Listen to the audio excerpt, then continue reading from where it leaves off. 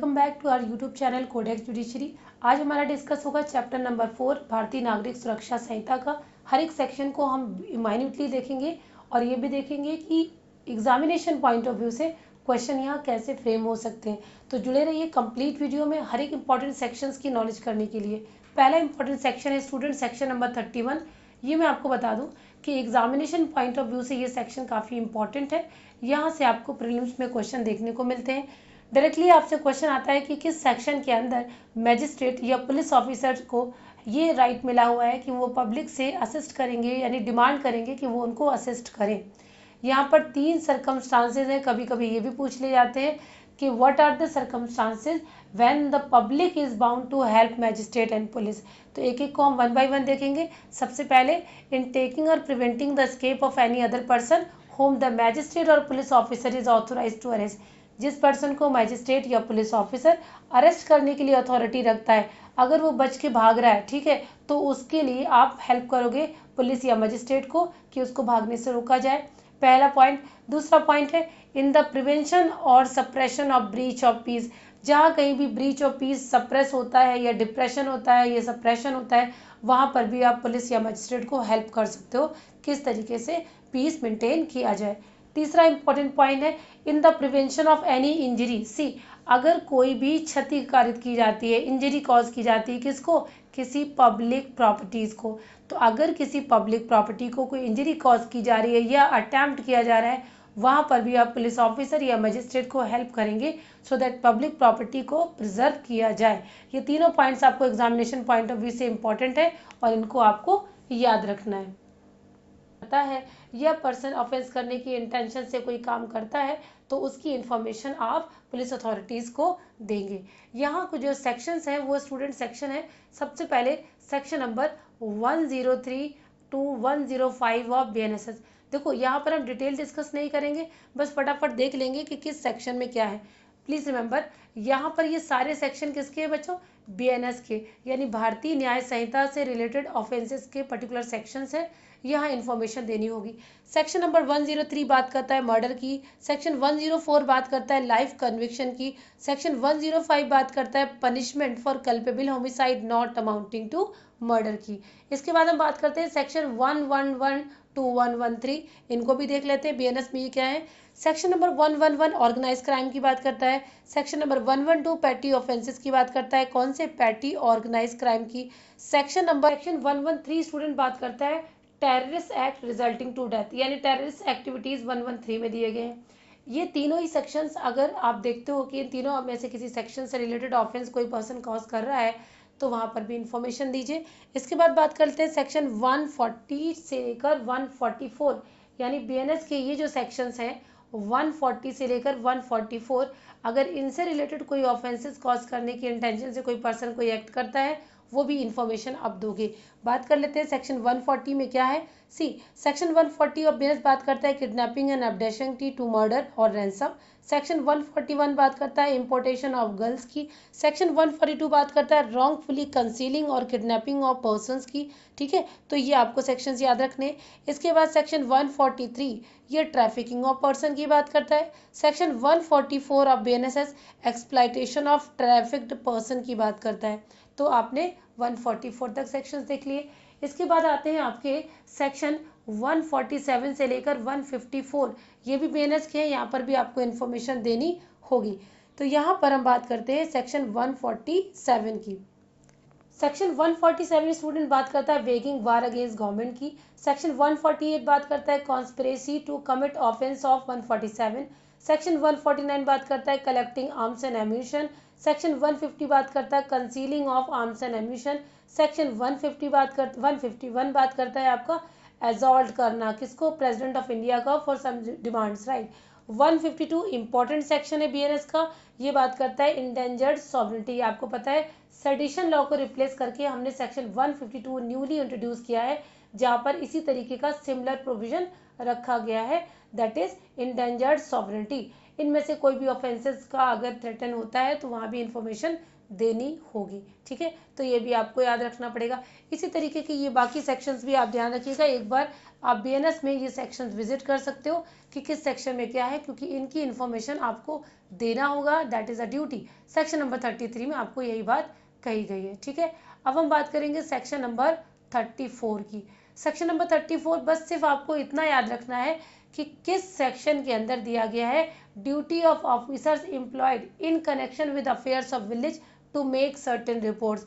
Basically हम ये बात कर रहे हैं जैसे ग्राम प्रधान होते हैं या और भी लोग होते हैं, वहाँ पर बहुत पहले से चलता है कि अगर किसी तरीके की डकैती या रॉबरी या इस तरीके की इन्फॉर्मेशन अगर किसी पर्सन को होती है जो इंगेज है इस तरीके की एम्प्लॉयमेंट में, उसकी ड्यूटी है कि वो ऐसी इन्फॉर्मेशन देगा। ठीक है, अगर इन केस वो डिफॉल्ट करता है तो वहाँ पर 189 एंड 191 ऑफ भारतीय न्याय संहिता पनिशेबल होगा। साथ ही साथ आपको अननेचुरल डेथ या इस तरीके की कोई इन्फॉर्मेशन अगर उन पर्सन को है तो इसकी इन्फॉर्मेशन भी वो किसको देगा, नियरेस्ट मजिस्ट्रेट को देगा। बस इतनी बात आपको याद रखनी है। अगर नियरेस्ट मजिस्ट्रेट नहीं है तो officer in charge of police station देगा। ये हम किसकी ड्यूटी की बात कर रहे हैं, उस पर्सन की जो विलेज अफेयर्स से रिलेटेड एक्टिविटीज के लिए एम्प्लॉय किया गया है। ठीक है, अब स्टूडेंट हम बात करेंगे एक बड़े इंपॉर्टेंट सेक्शन की जो है सेक्शन 35। पहले ये सेक्शन 41 ऑफ सीआरपीसी हुआ करता था, जहां पर आपको एक लिस्ट दी गई है कि ऐसे कौन कौन से सरकमस्टांसेस होंगे जब एक police officer without magistrate warrant के किसी पर्सन को अरेस्ट कर सकता है। एग्जामिनेशन पॉइंट ऑफ व्यू से इसका हर एक क्लॉज इंपॉर्टेंट है, तो आपको इसको पूरा सेक्शन 35 अच्छे से पढ़ना है।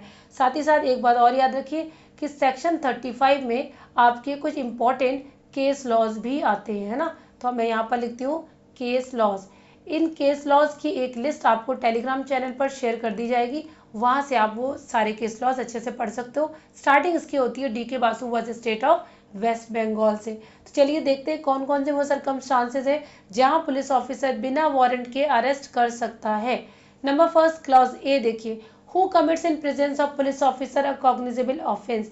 अगर पुलिस ऑफिसर की प्रेजेंस पर कोई पर्सन कॉग्निजेबल ऑफेंस करता है तो विदाउट वारंट उसको अरेस्ट किया जा सकता है। कॉग्निजेबल ऑफेंस क्या है ये हमने डेफिनेशन क्लॉज में ऑलरेडी पढ़ा हुआ है। सेकंड क्लॉज कहते हैं अगेंस्ट हुम रीजनेबल कंप्लेंट। सी कंप्लेंट की बात हो रही है, रीजनेबल कंप्लेंट की। तो यहाँ पर जो रीजनेबल कंप्लेंट है, रीजनेबल कंप्लेंट की जैसे ही मैंने आपको बताया तो आपको पता है कंप्लेंट कहाँ डिफाइन है स्टूडेंट, ये भी आपने डेफिनेशन क्लॉज में पढ़ा है। कंप्लेंट क्या होता है आपने ये भी पढ़ा है। तो अगर किसी पर्सन के अगेंस्ट रीजनेबल कंप्लेंट होती है या फिर क्रेडिबल इंफॉर्मेशन पाई जाती है, सो इन्फॉर्मेशन से मतलब आप जानते ही हो FIR कह सकते हो, है ना। तो यहाँ पर FIR फर्स्ट इन्फॉर्मेशन रिपोर्ट होती है, लेकिन यहाँ पर हम बात कर रहे हैं ऐसी इन्फॉर्मेशन जो पुलिस ऑफिसर को क्रेडिबल लगती है ना, और has been received as reasonable. तो यहाँ पर आपको क्या ध्यान रखा है, अगर पुलिस ऑफिसर को रीजनेबल सस्पेशन होता है कि किसी पर्सन ने कॉग्निजेबल ऑफेंस किया है, और ऐसा कॉग्निजेबल ऑफेंस जो which may be less than 7 years, हो सकता है कि जो ऑफेंस की इन्फॉर्मेशन आई है वो 7 साल से कम के पनिशमेंट से पनिशेबल हो, या फिर हो सकता है कि 7 साल से ज़्यादा के लिए भी पनिश की जा सकती है ना। तो वहाँ पर कुछ ऐसे सरकमस्टांसेस में है जब पुलिस ऑफिसर बिना वारंट के उसको अरेस्ट कर सकता है। तो याद क्या रखना है आपको, reasonable complaint, credible information, reasonable suspicion, ये 3 शब्द आपको याद रखने हैं। किससे रिलेटेड, कॉग्निजेबल ऑफेंस से। पनिशेबल कितना होना चाहिए, चाहे वो लेस देन 7 ईयर हो या फिर एक्सटेंडिंग टू 7 ईयर हो, यानी 7 साल तक हो। अभी हमने यहाँ पर 7 साल से ज़्यादा की बात नहीं करी। ऑलवेज रिमेंबर, जब तक 7 साल तक की लिमिट लगा दी गई है वहाँ पर पुलिस ऑफिसर को थोड़ा ज़्यादा कॉशियस होना होता है और उसको 3 पॉइंट्स पर अपना सेटिस्फैक्शन देना होगा, तभी जाकर वो अरेस्ट कर सकता है। पहला पॉइंट है, पुलिस ऑफिसर के पास रीजनेबल बिलीफ होना चाहिए कि ऐसी कंप्लेंट, इंफॉर्मेशन या सस्पेशन जो आया है वो कैसे आया है, दैट उसने ऑफेंस किया है। यानी पहले तो उसको यहीं पर बिलीव हो जाना चाहिए कि उसने ऑफेंस किया है। दूसरा पॉइंट स्टूडेंट है, उसको 3 बातों के लिए अपना सेटिस्फैक्शन देना होगा कि अगर वो अरेस्ट करना चाहता है तो उसके लिए पहली पॉइंट, दैट सच पर्सन को अरेस्ट करना है किस लिए नेसेसरी है, आपको पुलिस ऑफिसर को ये बताना पड़ेगा कि prevent such person from committing any such further और ऑफेंस, वो और कोई फर्दर ऑफेंस ना करे, इसको रोकने के लिए अरेस्ट करना ज़रूरी है। From proper investigation of offence, investigation properly करनी इसलिए अरेस्ट नेसेसरी है, या फिर to prevent such person from causing the evidence of the offence to disappear, वो एविडेंस यानी साक्ष्यों में छेड़छाड़ कर सकता है, इससे रोकने के लिए अरेस्ट करने की ज़रूरत है। इन 3 पॉइंट्स को आप याद रखेंगे। और नेक्स्ट पॉइंट आता है कि अगर पुलिस ऑफिसर को ये सेटिस्फेक्शन होती है कि ये जो पर्सन है जिस पर कि ऑफेंस का एलिगेशन है ये क्या कर सकता है, इंड्यूसमेंट, थ्रेट या प्रॉमिस कर सकता है ऐसे पर्सन को जिसको इस ऑफेंस करने की नॉलेज है, यानी हम बात कर रहे हैं यहाँ पर विटनेस की। तो विटनेस को थ्रेटन, इंड्यूस ना करे, कोई ऐसी अनलॉफुल प्रॉमिस ना करे, इससे बचाने के लिए अरेस्ट किया जाना चाहिए, है ना। इसके बाद हम देखते हैं क्लॉज ई, यानी कि as unless such person is arrested, police officer ये भी कह सकता है कि अगर उसको अरेस्ट ना किया गया, his presence in the court, तो क्या होगा, उसको कोर्ट में लाना मुश्किल हो जाएगा या फिर वो कोर्ट में नहीं आ पाएगा, ये चीज़ भी आपको बतानी होगी। तो ये बातें आपको ध्यान रखनी है क्लॉज नंबर बी के लिए। अब हम बात करेंगे कोई और सर्कमस्टांसेस जहां बिना वारंट के अरेस्ट किया जा सकता है, तो इसके लिए हम पढ़ेंगे clause number C. Clause number C आपसे बात करता है कुछ ऐसे ऑफेंसेस जो ग्रेव इन नेचर होंगे, यानी अगर किसी पर्सन के अगेंस्ट कोई क्रेडिबल इंफॉर्मेशन मिली है या फिर ये इंफॉर्मेशन दी गई है कि जो पर्सन है उसने कॉग्निजेबल ऑफेंस किया है और ऐसा कॉग्निजेबल ऑफेंस जो है वो 7 साल से ज़्यादा के लिए पनिशेबल होगा, ठीक है। यहाँ पर आप ये कह सकते हो कि अगर डेथ सेंटेंस के लिए पनिशेबल ऑफेंस की इंफॉर्मेशन आई है तो वहाँ पर भी पुलिस ऑफिसर को अगर रीजनेबल बिलीफ है इस इंफॉर्मेशन पर कि उसने ऐसा ऑफेंस किया है तो वहाँ पर भी अरेस्ट कर सकता है बिना वारंट के। तो आप समझ रहे हो बी और सी में क्या डिफरेंस है। बी में आपने जो सर्कमस्टांसेस पढ़े थे वो मैक्स टू मैक्स 7 ईयर्स तक की पनिशमेंट की बात कर रहे थे, इसीलिए पुलिस ऑफिसर को ज़्यादा इंश्योर होने की ज़रूरत थी कि इंफॉर्मेशन क्रेडिबल हो, इसलिए पुलिस ऑफिसर को कुछ सर्टेन पैरामीटर्स पर अपनी सेटिस्फेक्शन देनी थी, है ना। लेकिन यहाँ हम बात क्या करें, यहाँ बात करें अगर किसी पर्सन के अगेंस्ट किसी ऐसे ऑफेंस की एलिगेशन आती है जो कि ऑफेंस 7 साल से ज़्यादा पनिशेबल है या फिर डेथ से पनिशेबल है, तो वहाँ पर पुलिस ऑफिसर बिना किसी अदर इंश्योरेंस के बस सिर्फ एक रीजनेबल सस्पेशन पर अरेस्ट कर सकता है। नेक्स्ट पॉइंट है कि अगर ऐसा पर्सन प्रोक्लेम्ड ऑफेंडर है तो वहाँ पर भी उसको अरेस्ट किया जा सकता है। हु इज़ प्रोक्लेम्ड ऑफेंडर, उसको लेके हम बीएनएस में already section number 83 and 84 BNS के पढ़ेंगे, है ना। प्रोक्लेम्ड ऑफेंडर कौन होगा, अगर कोई पर्सन प्रोक्लेम्ड ऑफेंडर है तो उसको बिना वारंट अरेस्ट किया जा सकता है। नेक्स्ट प्रोविजन पढ़ेंगे, अगर किसी के पोजेशन से कोई ऐसी चीज़ पता चलती है, ऐसी चीज़ पाई जाती है जो कि चोरी की हो सकती है, यानी जिस पर यह आशंका है कि वो चीज़ चोरी से प्राप्त की गई है और वहाँ पर अगर रीजनेबल सस्पेशन है तो उस पर्सन को भी अरेस्ट किया जा सकता है। इसके बाद हम बात करते हैं क्लॉज नंबर एफ में कि अगर कोई पर्सन क्या करता है, ऑब्स्ट्रैक्ट करता है पुलिस ऑफिसर को। अगर कोई पुलिस ऑफिसर अपनी किसी ड्यूटी को एक्सरसाइज करना चाहता है और उसको ड्यूटी को एक्सरसाइज करने से ऐसा पर्सन रोकता है या फिर एस्केप्ड या फिर भागा हुआ व्यक्ति है या फिर उसकी कस्टडी से, पुलिस ऑफिसर की लॉफुल कस्टडी से भागना चाहता है, वहाँ पर भी बिना वारंट पुलिस ऑफिसर उसको अरेस्ट कर सकता है। नेक्स्ट बात करेंगे क्लॉज नंबर जी की, अगर कोई डेजर्टर है आर्म फोर्स का तो उसको भी बिना किसी वारंट के अरेस्ट किया जा सकता है, डेजर्टर ऑफ आर्म फोर्स, ये भी याद रखना है। नेक्स्ट बात करेंगे, अगर किसी पर्सन के अगेंस्ट कोई कंप्लेन मिलती है, कोई कंप्लेंट आती है, कोई रीजनेबल कंप्लेंट, देखिए रीजनेबल वर्ड जुड़ा हुआ है, इसको नहीं भूलना है, राइट। कोई रीजनेबल कंप्लेंट आती है या क्रेडिबल इंफॉर्मेशन आती है या रीजनेबल सस्पिशन एग्जिस्ट करता है, ये सेम वैसी लैंग्वेज है जैसे आपने इसकी क्लॉज बी में पढ़ी हुई थी। वहाँ पर अगर कोई पर्सन ऑफेंस कर चुका है, कहाँ पर, at any place outside India, अगर उसने भारत के बाहर कहीं ऑफेंस किया है तो उसको इफ़ कमिटेड इन इंडिया, अगर वो यहाँ करता तो वो पनिशेबल होता, तो उसको भी अरेस्ट किया जा सकता है, जिसके लिए लॉ रिलेटिंग टू एक्सट्रेडिशन ऐसी रिक्वायरमेंट है, ठीक है। बात कर लेते हैं नेक्स्ट पॉइंट पे, who being a release convict commits a breach of any rule under sub clause 5 of section 394। देखो यहाँ पर एक चीज़ याद रखो, सेक्शन 394 ऑफ बीएनएसएस बात करता है कि अगर किसी पर्सन ने जो कि 3 ईयर से मोर के लिए कन्विक्शन हुआ है तो कन्विक्शन होने के बाद जब उसको रिलीज़ किया जाता है तो मजिस्ट्रेट अगर चाहे तो minimum max to max 5 years तक के लिए उसको ये ड्यूटी दे सकता है कि वो अपने एड्रेस को नोटिफाई करेगा 5 ईयर्स तक मैक्सिमम, कि वो एड्रेस पर जिस एड्रेस पर रह रहा है उसकी इन्फॉर्मेशन मैजिस्ट्रेट को हो। ठीक है, या फिर वो एड्रेस चेंज करता है तो उसकी इन्फॉर्मेशन भी मैजिस्ट्रेट को देगा जिसने इसको रिलीज़ किया है। इन केस अगर वो ऐसे कोई रूल्स को डिफ़ॉल्ट करता है जो स्टेट गवर्नमेंट ने कुछ सर्टेन कैटेगरीज में बनाई है, तो वहाँ पर उसको बिना वारंट के अरेस्ट किया जा सकता है। ये बात आपको यहाँ पर बता दी गई है। नेक्स्ट पॉइंट वेरी इजी है कि अगर किसी दूसरे पुलिस ऑफिस से आपको रिक्वायरमेंट आती है अदर पुलिस ऑफिस को कि भाई उसको अरेस्ट किया जाए और यहाँ पर रीजनेबल कॉजेज दिए जाते हैं, तो वहाँ पर ही विदाउट वारंट उसको अरेस्ट किया जा सकता है। क्यों? क्योंकि दूसरे पुलिस ऑफिस से दूसरे पुलिस स्टेशन से ऐसी इशू ऑफ रिक्विजिशन आई है, ठीक है, और ऐसा ऑफेंस विदाउट वारंट अरेस्ट किया जा सकता है। नाउ अब हम बात करेंगे सब क्लास 2 को। एग्जामिनेशन पॉइंट ऑफ व्यू से स्टूडेंट ये काफ़ी इंपॉर्टेंट है। आपसे पूछा जाता है कि कौन सा वो प्रोविजन है जहां ये बताया गया है कि अगर किसी पर्सन ने नॉन कॉग्निजेबल ऑफेंस किया है ना, या फिर किसी पर्सन के अगेंस्ट कोई ऐसी क्रेडिबल इंफॉर्मेशन प्राप्त होती है कि उसने नॉन कॉग्निजेबल ऑफेंस किया है, तो क्या उसको अरेस्ट किया जाएगा। तो यहाँ पर लिखा है सेक्शन 39 में कि ऐसा कोई पर्सन जिसने नॉन कॉग्निजेबल ऑफेंस किया है या जिसके अगेंस्ट कंप्लेंट या रीजनेबल इंफॉर्मेशन प्राप्त होती है कि उसने ऐसा कोई ऑफेंस किया है, तो उसको क्या किया जाएगा, उसको अरेस्ट नहीं किया जाएगा, ठीक है। सिर्फ और सिर्फ अरेस्ट करने की जो रिक्वायरमेंट पूरी जब ही की जाएगी जब उसके लिए वारंट इशू होगा मैजिस्ट्रेट कोर्ट में।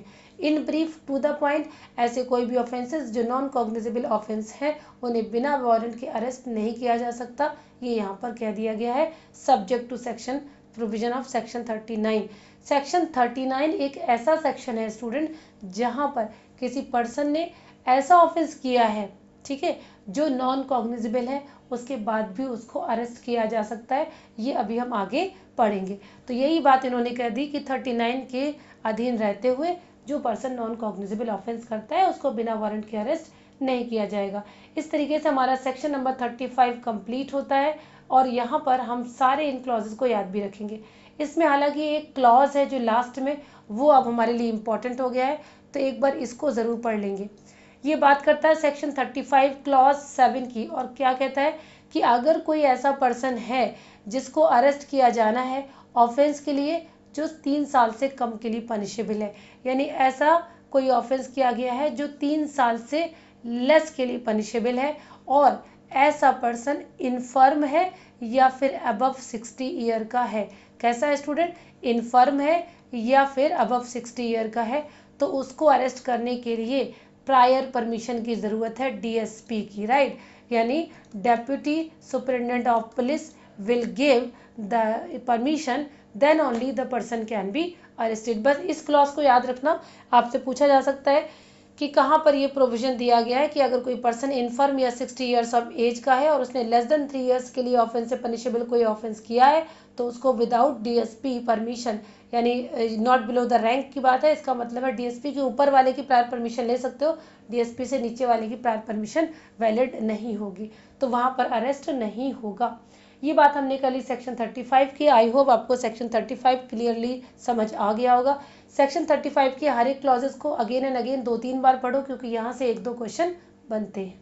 सेक्शन की वो सेक्शन है सेक्शन नंबर 36 जो बताएगा आपको कि क्या प्रोसीजर होगा जब कोई पुलिस ऑफिसर अरेस्ट करेगा, यानी duty of police officer to arrest any person. ध्यान से देखो, एक एक पॉइंट यहाँ से भी प्रीलिम का क्वेश्चन एटलीस्ट तो बनता है।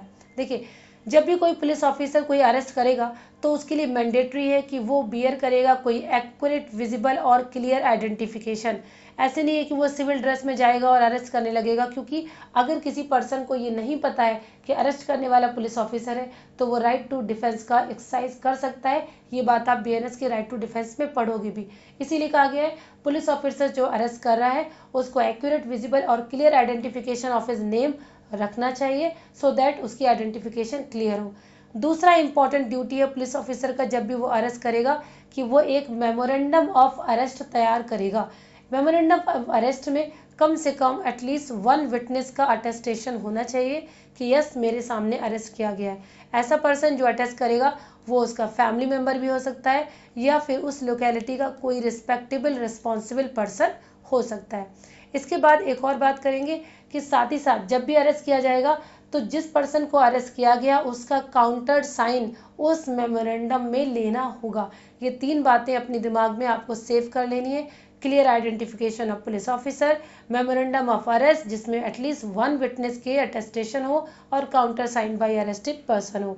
इसके बाद नेक्स्ट पॉइंट क्लॉज सी, यहाँ पर पुलिस ऑफिसर की एक और ड्यूटी भी है, वो ये कि जब भी वो किसी पर्सन को अरेस्ट करेगा, unless memorandum is attested by member of his family, आपने पढ़ा है ना कि मेमोरेंडम को फैमिली मेंबर भी अटेस्ट कर सकता है। अगर फैमिली मेंबर ने अटेस्ट नहीं किया है तो उस कंडीशन में पुलिस ऑफिसर की ये ड्यूटी है कि एटलीस्ट अरेस्टेड पर्सन के रिलेटिव या उसके फ्रेंड को ये इन्फॉर्मेशन दे कि इस पर्सन को अरेस्ट किया जा रहा है। तो ये ड्यूटी है 36 में, याद रखना है इसको स्टूडेंट। यहाँ से भी आपसे क्वेश्चन पूछा जाता है, आपसे सेक्शन भी पूछा जा सकता है और ये भी पूछा जा सकता है कि क्या क्या ड्यूटी है। Next important section student section number 38 है। ये एक लाइन का सेक्शन है, बड़ा इंपॉर्टेंट है, अक्सर डायरेक्ट सेक्शन पूछा जाता है और इसमें कोई क्वेश्चन नहीं बनता है। यहाँ डायरेक्टली आपसे पूछा जाएगा कि कौन सा वो सेक्शन है जिसमें एक अरेस्टेड पर्सन को राइट दिया गया है कि वो अपनी एडवोकेट, अपनी चॉइस का एडवोकेट चुन सकता है ड्यूरिंग इंटेरोगेशन। लेकिन क्या पूरी इंटेरोगेशन के दौरान उसको अपना एडवोकेट रखने की इजाज़त होगी? Answer is no.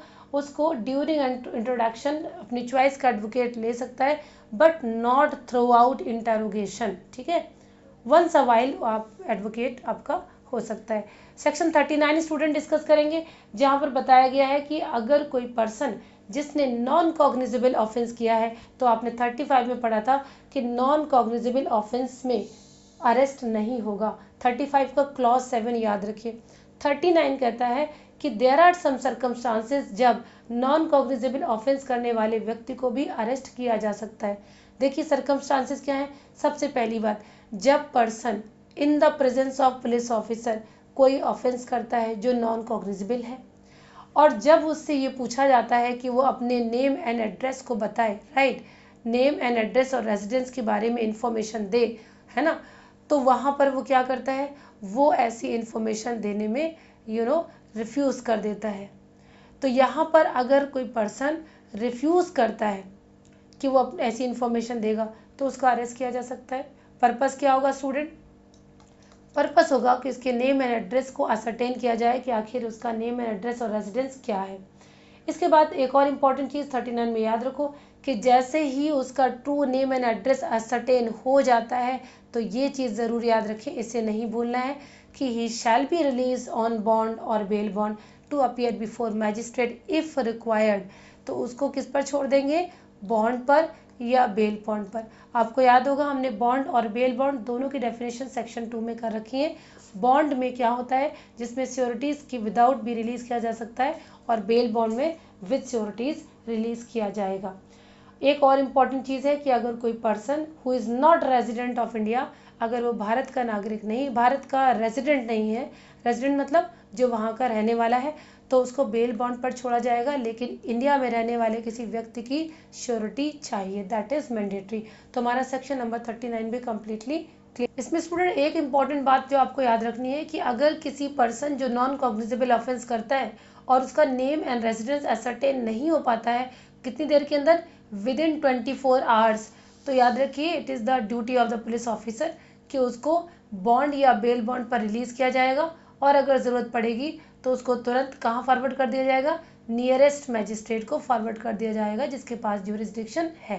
तो ये बात हमने कर लिया 39 की। अब हम बात करेंगे स्टूडेंट एक और इम्पॉर्टेंट सेक्शन की, जो है सेक्शन नंबर 40, जो बात करता है कि कब कोई प्राइवेट पर्सन किसी दूसरे पर्सन को अरेस्ट कर सकता है। एक और क्वेश्चन स्टूडेंट यहाँ पर पूछा जाता है कि कौन से वो सर्कमस्टांसेस हैं जब एक प्राइवेट पर्सन किसी को अरेस्ट कर सकता है।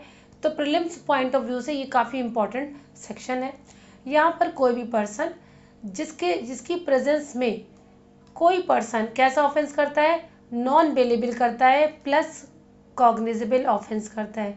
तो ये चीज़ आपको याद रखनी है कि ऐसा पर्सन जिसने नॉन बेलेबल और कॉग्निजेबल ऑफेंस किया है या फिर वो कोई प्रोक्लेम्ड ऑफेंडर है एंड विदाउट अननेसेसरी डिले। देखो यहाँ पर ध्यान क्या देना आपको, एक प्राइवेट पर्सन किसी ऐसे पर्सन को अरेस्ट कर सकता है जिसने non bailable and cognizable offence किया है। ये तो एक सर्कमस्टांस हो गया। दूसरा सर्कमस्टांस है कि अगर कोई व्यक्ति प्रोक्लेम्ड ऑफेंडर है तो उसको अरेस्ट कर सकता है। बट क्वेश्चन आता है कितने ड्यूरेशन के लिए अरेस्ट करेगा। तो ये जो न्यूली इंट्रोड्यूस प्रोविजन है वो 6 घंटे का है, यानी without unnecessary delay. But minimum यानी मैक्सिमम अगर आप कहोगे, नॉट मिनिमम, मैक्सिमम 6 घंटे के अंदर अंदर वो क्या करेंगे, वो मेक ओवर करेंगे, पुलिस ऑफिसर के पास उसको प्रेजेंट करेंगे।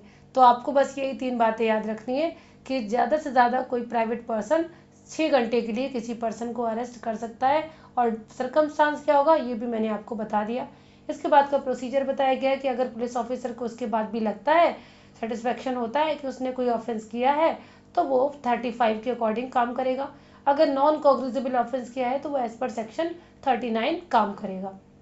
स्टूडेंट, अब हम बात कर लेते हैं सेक्शन नंबर 41 का, जहाँ कहते हैं कि एक मजिस्ट्रेट किस सर्कमस्टांसेस में अरेस्ट कर सकता है।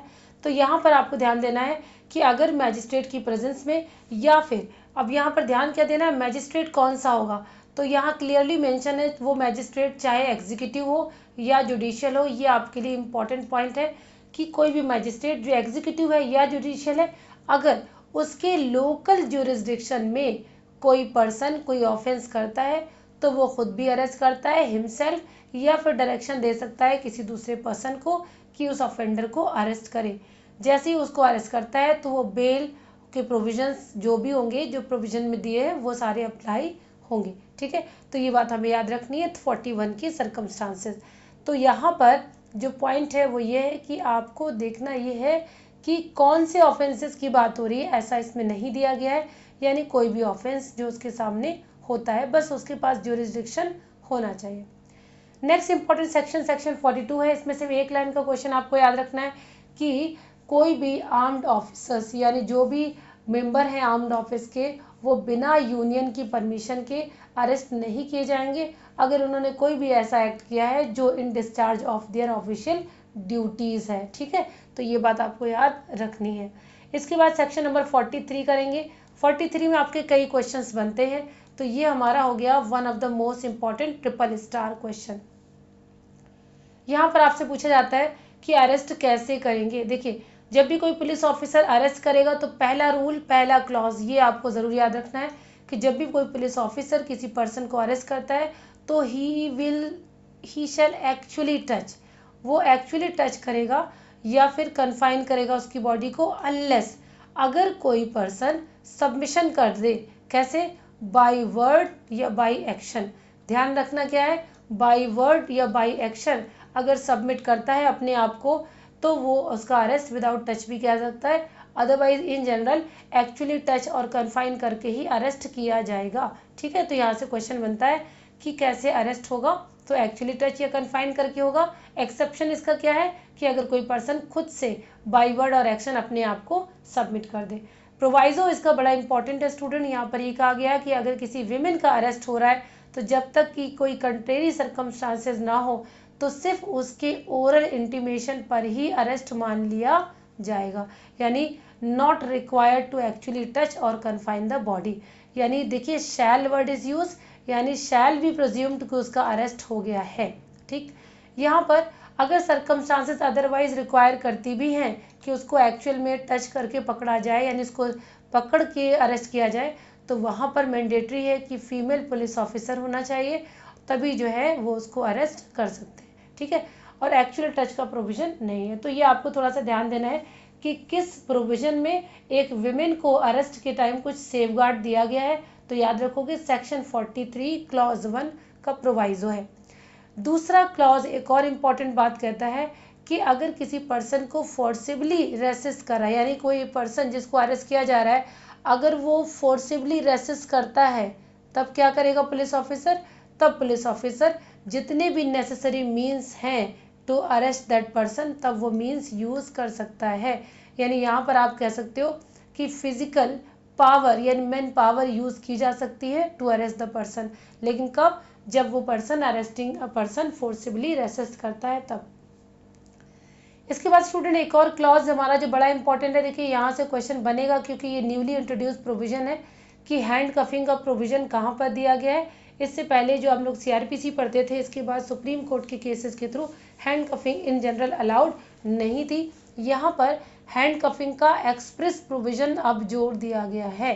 तो यहाँ से आपका क्वेश्चन बन सकता है कि कौन से वो ऑफेंसेस होंगे जिसको पुलिस ऑफिसर के पास पावर है कि वो हैंड कफिंग यानी हथकड़ी का यूज़ कर सकता है। तो यहाँ पर देखो ध्यान से, सबसे पहले क्या करेंगे, जब भी कोई police officer nature of gravity को देखते हुए अगर उसको लगता है कि जिस पर्सन को वो अरेस्ट कर रहे हैं तो और कोर्ट में ले जाने में उन्हें मुश्किल होगी यानी प्रॉब्लम आ सकती है, ऐसा पर्सन जो हैबिचुअल ऑफेंडर है या रिपीटेड ऑफेंडर है, ये नंबर फर्स्ट पॉइंट हो गया आपका। ऐसा पर्सन जो कस्टडी से भागा हुआ है, ये दूसरा पॉइंट हो गया। ऐसा पर्सन जिसने कोई ऑर्गेनाइज क्राइम किया हुआ है यानी उसके ऊपर चार्जेस किया है कि उसने ऑर्गेनाइज क्राइम किया है।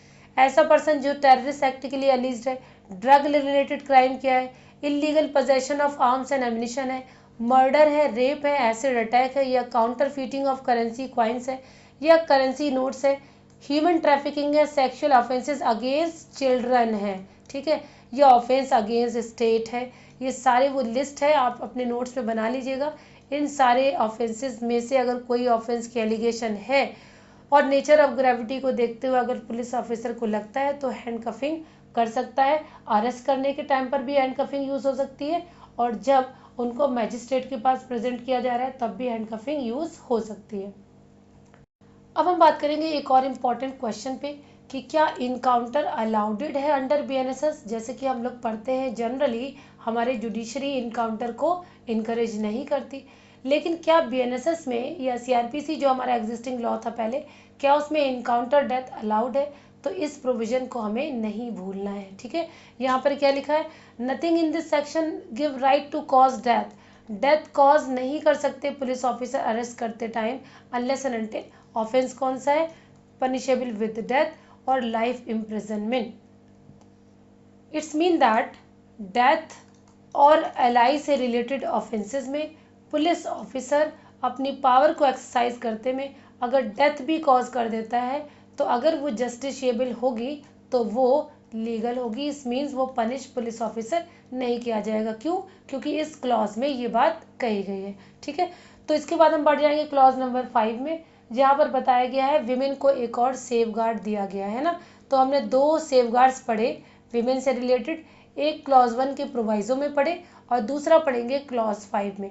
क्लॉज 5 कहता है कि जब तक एक्सेप्शनल सर्कमस्टांसेस ना हो women will not be arrested after sunset and before sunrise, है ना।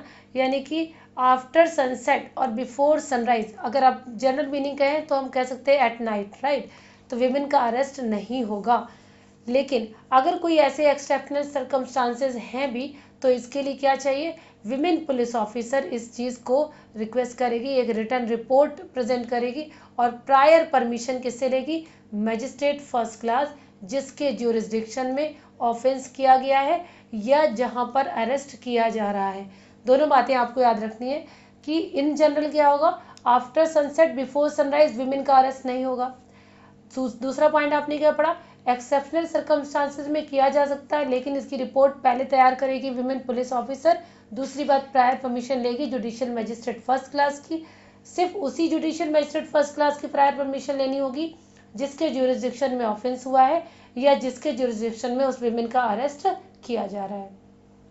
बात करेंगे स्टूडेंट हम सेक्शन नंबर 44 की, जिसमें बताया गया कि अगर किसी पर्सन को अरेस्ट करने की अथॉरिटी पुलिस ऑफिसर के पास है और वो किसी पर्सन किसी ऐसे प्लेस पर एंटर कर गया है तो जिस पर्सन के ऑक्यूपेशन में वो प्लेस है उसकी ये ड्यूटी है कि पुलिस ऑफिसर की रिक्वेस्ट पर उसको फ्री इनग्रेस प्रोवाइड करे और उसको ऑल रीजनेबल अपॉर्चुनिटीज दे कि उस जगह की वो पुलिस ऑफिसर सर्च कर सके और उस पर्सन को अरेस्ट कर सके, ठीक है। यहाँ पर आपको क्लॉज 2 याद रखना है कि मान लीजिए जिस पर्सन के ऑक्यूपेशन में वो प्लेस है और वो मना कर दे, एंटर करने की अपॉर्चुनिटी ना दे, तब पुलिस ऑफिसर फोर्स यूज कर सकता है यानी उस प्लेस पर एंटर कर सकता है, ब्रेक ओपन द डोर कर सकता है, इनर डोर या विंडो या कोई भी प्लेस को ब्रेक ओपन करके अंदर जाकर उस पर्सन को अरेस्ट कर सकता है, ठीक है। इसके बाद हम प्रोवाइजो पे आते हैं। प्रोवाइजो वंस अगेन आपको बताता है for the safe guard of women. Section number 44 में एक सेफ गार्ड दिया गया है कि अगर वो प्लेस किसी फीमेल की ऑक्यूपेंसी में है और वो फीमेल अपने कस्टम्स के अकॉर्डिंग पब्लिक में अपीयर नहीं होते हैं तो यहाँ पर क्या होगा, या पुलिस ऑफिसर उसको रीजनेबल नोटिस देंगे कि उनको ये लिबर्टी है कि वो उस जगह को विड्रॉ कर दें, और विड्रॉ करने के बाद ही उस प्लेस पर ओपन करेंगे या ओपन ब्रेक ओपन करेंगे। ठीक है, तो ये हमने सेक्शन नंबर 44 पढ़ लिया, जहाँ पर किसी प्लेस की सर्च में क्या रूल फॉलो किए जाएंगे ये बताया गया है।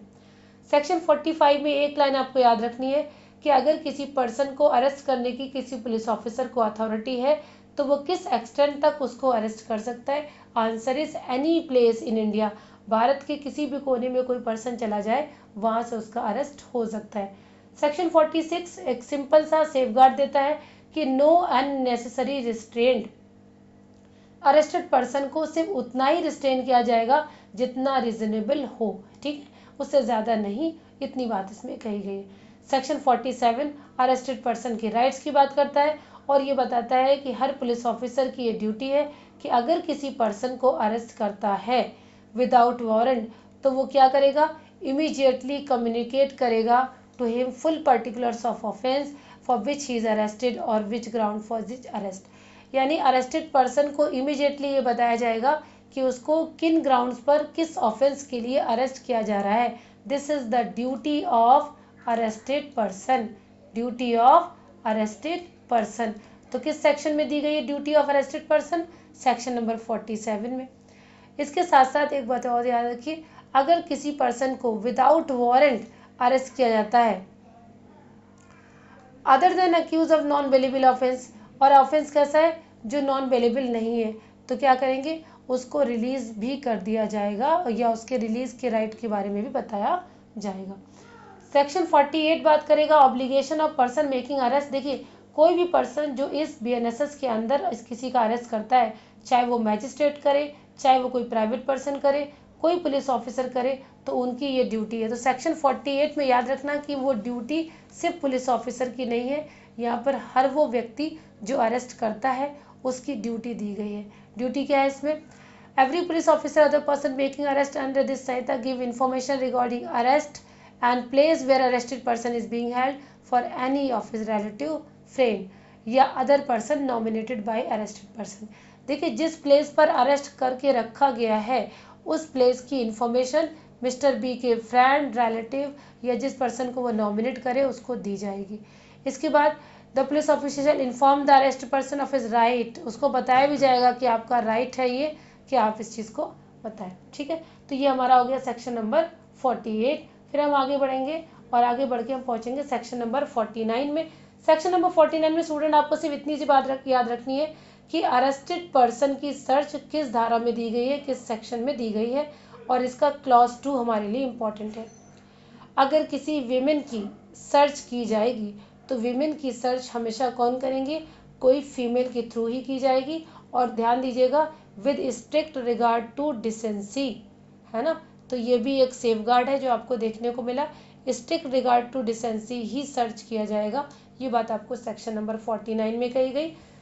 सेक्शन नंबर 50 स्टूडेंट बताता है कि अगर किसी पर्सन को अरेस्ट किया जाता है तो इमीडिएटली आफ्टर अरेस्ट जो भी ऑफेंसिव वेपन उसके पास मिलते हैं उसकी एक लिस्ट बनाई जाएगी और डिलीवर कर दिया जाएगा वो सारे वेपन्स को टू द कोर्ट जिस कोर्ट के अंडर ये अरेस्ट किया गया है। देन हम बात करेंगे सेक्शन नंबर 51 की। ये हमारा सेक्शन बहुत इंपॉर्टेंट है स्टूडेंट, इसको हमें एक एक चीज़ को ध्यान देना होगा। ध्यान दीजिए सेक्शन 51 में कहाँ कहाँ से क्वेश्चन बनेंगे। देखो सेक्शन नंबर 51 में पहले तो एक डायरेक्टली क्वेश्चन बन जाएगा कि किस सेक्शन के अंदर किसी अक्यूज पर्सन का मेडिकल टेस्ट किया जाएगा। तो इसके लिए आप आंसर क्या करोगे? Section number 51। एक चीज़ तो ये हो गई। दूसरी चीज़ आपसे पूछी जाएगी कि यहाँ पर कौन मेडिकल टेस्ट करेगा, किसकी रिक्वेस्ट पर मेडिकल एग्जामिनेशन होगा। तो देखो यहाँ पर क्या दिया हुआ है, अगर किसी पर्सन को अरेस्ट किया जाता है किसी ऑफेंस के लिए और यहाँ पर रीजनेबल ग्राउंड है पुलिस ऑफिसर को कि अगर उसका मेडिकल एग्जामिनेशन किया गया तो इससे क्या मिलेगा, आपको एविडेंस मिलेंगे। यानी उस ऑफेंस को करने के लिए जिन एविडेंस की ज़रूरत है वो मेडिकल एग्जामिनेशन पर मिल जाएंगे। तो फिर ये ड्यूटी होगी पुलिस ऑफिसर की भी और रजिस्टर्ड मेडिकल प्रैक्टिशनर की। तो ये रजिस्टर्ड मेडिकल प्रैक्टिशनर के लिए लॉफुल होगा कि वो किसी पुलिस ऑफिसर की रिक्वेस्ट पर, याद रखो यहाँ से क्वेश्चन बनता है, ये अक्यूज की रिक्वेस्ट पे नहीं है 51, पुलिस ऑफिसर की रिक्वेस्ट पर या जो पर्सन डायरेक्शन में आया है पुलिस ऑफिसर की उसकी रिक्वेस्ट पर मेडिकल प्रैक्टिशनर उसका टेस्ट करेगा। ठीक है, और यहाँ पर किस पर्पज से किया जा रहा है, एविडेंस को कलेक्ट करने के पर्पज से। तो इन जनरल ये इन्वेस्टिगेशन का पार्ट है। सेफ गार्ड बात करेंगे विमेन की, यानी अगर किसी विमेन का मेडिकल एग्जामिनेशन होना है तो वो supervision of female registered medical practitioner होगा। Female registered medical practitioner, question यहाँ पर आपका पूछा जाएगा कि रजिस्टर्ड मेडिकल प्रैक्टिशनर क्या होता है, अभी हम आगे देखेंगे। देखो, जैसे ही मेडिकल प्रैक्टिशनर मेडिकल एग्जामिनेशन कर लेगा तुरंत ना, without delay, immediately without delay investigating officer को वो रिपोर्ट सबमिट कर देगा। यहाँ पर जो एग्जामिनेशन शब्द दिया गया है वो 3 सेक्शन में आपके काम आएगा। एक तो 51 में काम आ रहा है आपका, है ना, जो कि अक्यूज्ड ऑफ ऑफेंस का मेडिकल एग्जामिनेशन पुलिस ऑफिसर की रिक्वेस्ट पे हो रहा है। दूसरा यही एग्जामिनेशन सेक्शन 52 और सेक्शन 53 के लिए भी काम आएगा।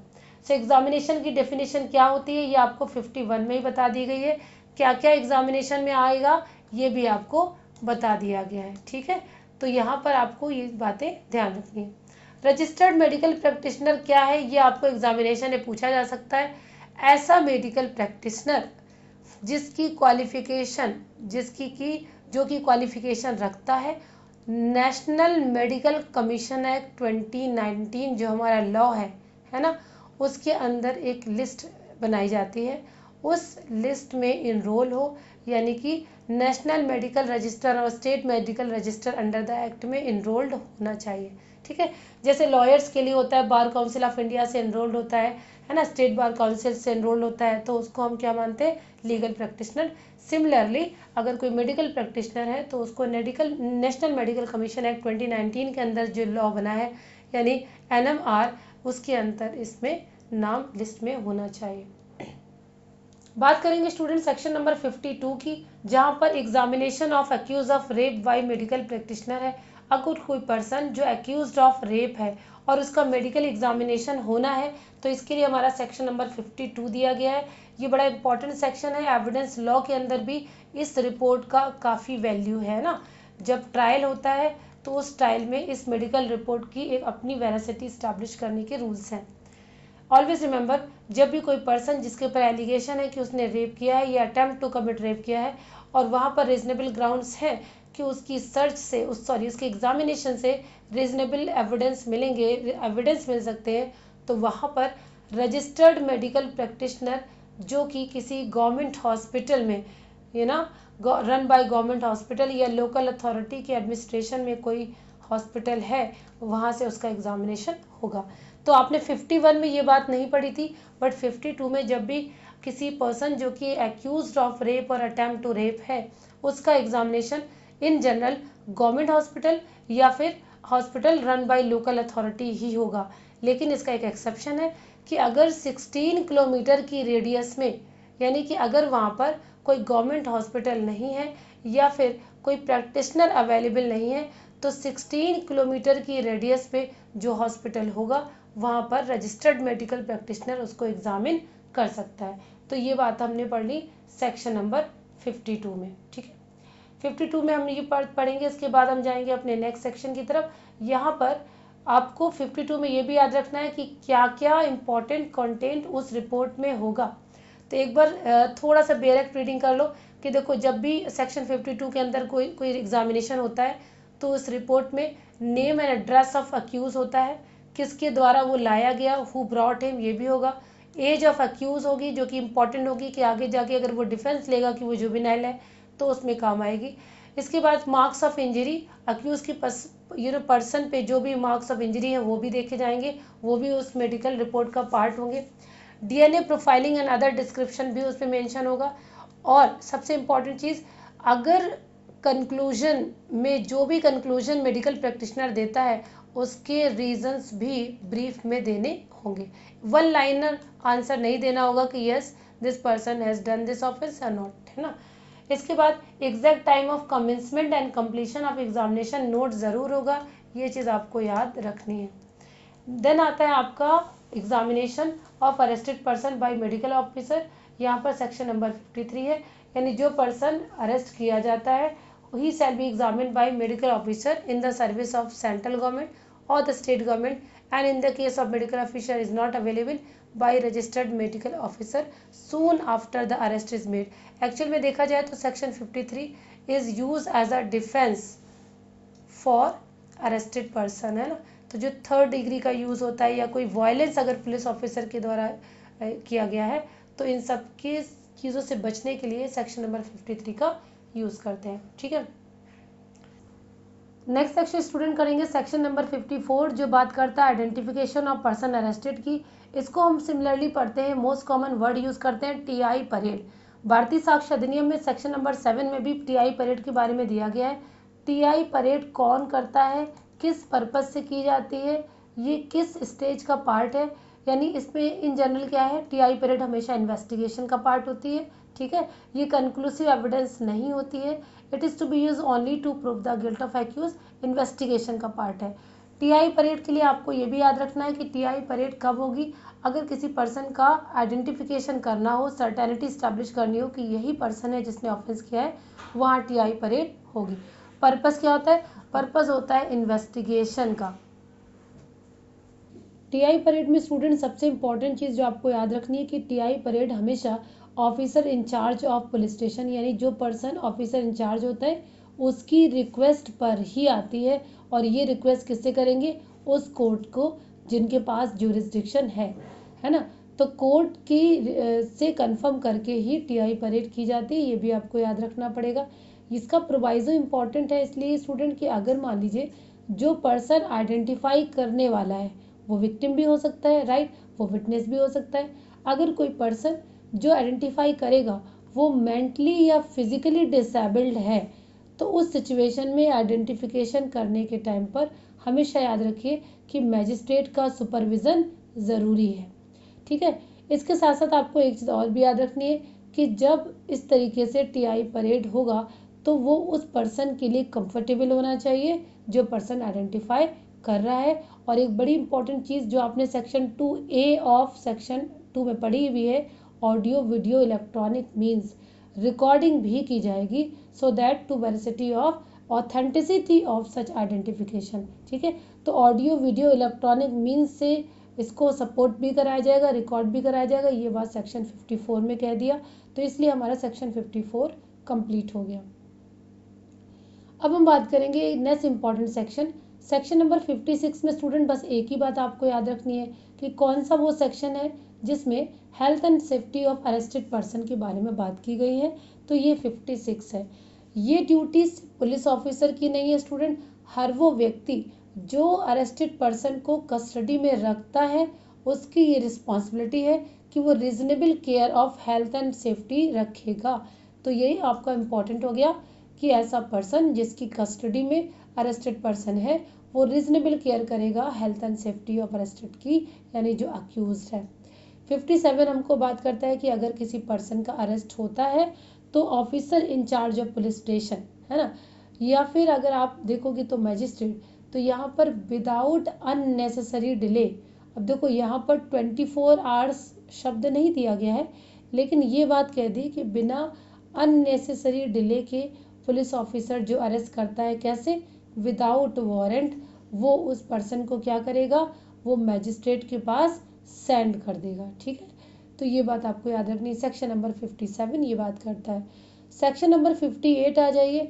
58 में स्टूडेंट क्या कहा गया कि officer in charge of police station shall report, जब भी कोई अरेस्ट करेगा तो इसकी रिपोर्ट किससे करेगा, डिस्ट्रिक्ट मैजिस्ट्रेट से करेगा, या अगर डिस्ट्रिक्ट मैजिस्ट्रेट ऐसा डायरेक्शन दे तो एसडीएम यानी कि सब डिविजनल मैजिस्ट्रेट से करेगा। उन सारे लोगों की इंफॉर्मेशन जिनको विदाउट वारंट अरेस्ट किया गया है with in the limits of their respective station, चाहे वो पर्सन बेल पर छोड़ दिया गया हो या नहीं। तो ये एक एडिशनल इन्फॉर्मेशन है जो आपसे पूछ लेते हैं कभी कभी कि जब भी किसी officer in charge of police station कोई अरेस्ट करता है उन सभी अरेस्ट की इन्फॉर्मेशन क्या करेंगे, डिस्ट्रिक्ट मैजिस्ट्रेट को या सब डिविजनल मैजिस्ट्रेट को 24 घंटे के अंदर अंदर देंगे, सो दैट उन्हें ये पता हो कि कौन कौन से पर्सन अरेस्ट किए गए हैं। इसके बाद सेक्शन नंबर 59 याद रखिए, कहते हैं police to report apprehension, police को एप्रीहेंशन की रिपोर्ट देनी होगी, दैट्स इट। सेक्शन नंबर 60 आपको कहता है डिस्चार्ज ऑफ पर्सन एप्रीहेंडेड, अगर किसी पर्सन को अरेस्ट किया जाता है तो उसको सिर्फ और सिर्फ तभी डिस्चार्ज किया जाएगा जब वो कोई बॉन्ड फिल करता है या बेल बॉन्ड करता है या फिर स्पेशल ऑर्डर ऑफ मैजिस्ट्रेट। तो ध्यान कर देना आपको, जैसे ही किसी पर्सन का अरेस्ट होता है तो अरेस्ट होने के बाद अगर उसका डिस्चार्ज होगा तो ऐसे ओरल इंटीमेशन पर नहीं होता, या तो बॉन्ड पर होगा, ठीक है, या तो बेल बॉन्ड पर होगा और या फिर मैजिस्ट्रेट के स्पेशल ऑर्डर पर होगा। बात करेंगे last section of this chapter, section number 62, जहां पर ये कहा गया है कि इस चैप्टर में, चैप्टर नंबर 5 में जो भी अरेस्ट किए जाएंगे, जो भी अरेस्ट इस चैप्टर के अंदर होंगे, उन अरेस्ट में आपको कैसे करना है, स्ट्रिक्टली प्रोविजंस को फॉलो करना है। यानी no arrest shall be made except in accordance with the provision of this Sanhita, इस संहिता में दिए गए रूल्स के अकॉर्डिंग ही अरेस्ट किए होंगे, या फिर जो लॉ, अगर कोई स्पेशल लॉ में अरेस्ट के प्रोविजन दिए गए तो उसके अकॉर्डिंग ही अरेस्ट होगा, अदरवाइज नहीं होगा। तो ये था हमारा सेक्शन 62 तक चैप्टर कंप्लीट। अब हमने लगभग आपके चैप्टर 1 से लेकर चैप्टर 5 तक एक एक सेक्शन का डिटेल डिस्कशन कर लिया है। अगर आपको किसी भी सेक्शन के प्रोविजन में कोई डाउट होगा तो वो आप कमेंट्स में आप टाइप करके सेंड कर सकते हैं मैसेज, इसको आपको रिप्लाई कर दिया जाएगा। तो इससे रिलेटेड जो आपकी केस लॉज होंगे वो भी आपको टेलीग्राम पे शेयर कर दी जाएंगे। सो होपफुली आपको ये चीज़ें क्लैरिटी हुई होंगी कि प्रीलिम्स में क्वेश्चंस कैसे बनते हैं और किस तरीके से हमें इंपॉर्टेंट पॉइंट्स को हाईलाइट करना है। That's all for today, thanks for watching this video.